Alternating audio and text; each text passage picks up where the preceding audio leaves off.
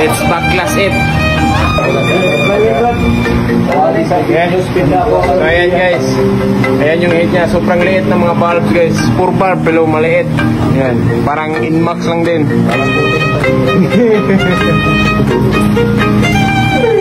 Ayan guys, i-regret na natin ito guys. So ayan guys, sasalpak na natin ito guys. So i-regret na natin ito guys. Yan, naka-open yan. Gagawin ito 6.0 to.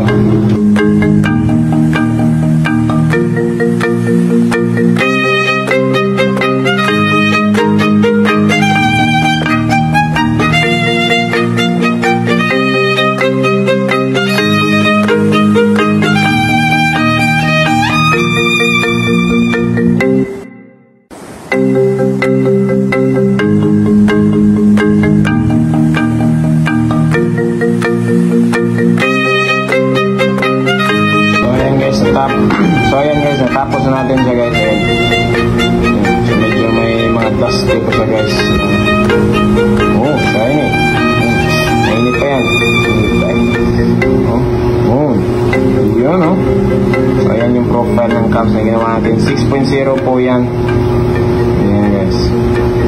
Yun. So puputulin na natin to kasi nakatukod pa yan. So flat muna natin ng grinder para hindi siya magtukod. So ayan, may wire lang yan para maka-regrind tayo. Ayos yan. Yes, let's go. So ayan guys, na-grinder na natin siya. Sakto lang yan na hindi na makatukod yan. Ayan o, close yan. Tap kasi may compression release pa yan. So punin natin yung wire. Ayan.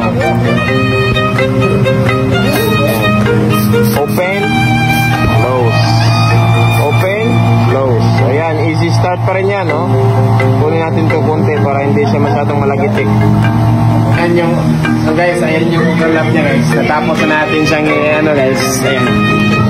So, intake. Yun. Overlap. Ayan. Kita nyo guys, difference kanina guys kaysa ngayon. So magkaka-top speed na siya. Mas maganda sa high RPM. Okay, sampak na, let's go. Got it. So ayan guys. So guys, nagbisita tayo guys. Yes, yeah, let's go. Bumalik siya. Sino bisita na rin bro? Yeah. Oh, tampang na pumuro. Sisit. So ayan, papanda rin natin. Tignan natin.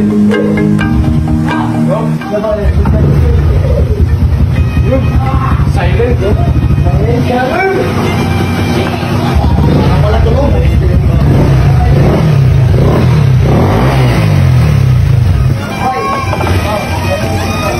Yun o? Walang tunog.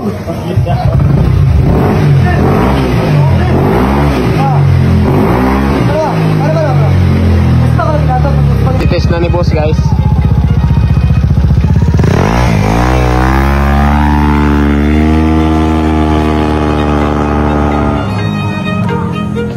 Malakas na siya guys. Good. Muna kami sa panggilid guys. So titest drive ng ating rider guys.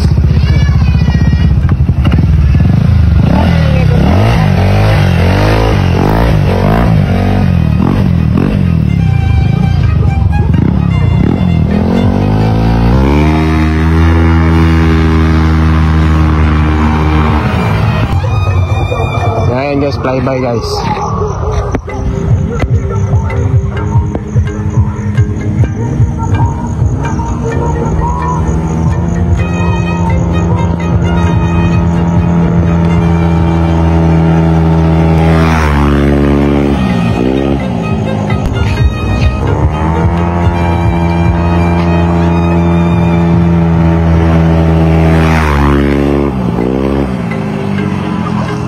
Guys, natapos na natin yung EDB guys. So, medyo hindi natin na top speed masyado kasi alas 12 na ngayon.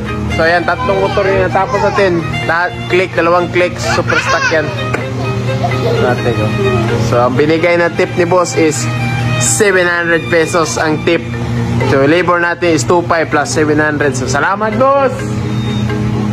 Plus, bumili siya ng oil ng RC919. Yan. Bumili sila 4 nito.